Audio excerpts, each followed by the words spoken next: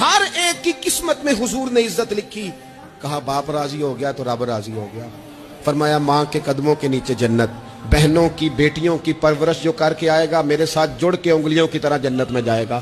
فرمایا تم میں سب سے بہتر وہ جو اپنے گھر والوں کے لیے، اپنی بیوی کے لیے بہتر، میں تم سب سے زیادہ اپنے گھر والوں کے لیے بہتر. فرمایا پڑوسی سے اس نے سلوک کرنے والوں یاد رکھنا کہ اس کے تو حق اتنے زیادہ ہیں کہ ڈر ہے کہ کہیں وراثت میں شامل نہ کر دیا جائے. نبی پاک علیہ الصلوۃ والسلام نے فرمایا جو بی بی صرف حاملہ ہو، حاملہ، اسے رب کی بارگاہ میں اتنا ہی اجر ملتا ہے جتنا تلوار لے کے جہاد کرنے والے کو ثواب ملتا ہے. اور جب اس کے ہاں بچے کی ولادت ہوتی ہے اللہ اسے شہید جتنا درجہ دیتا ہے.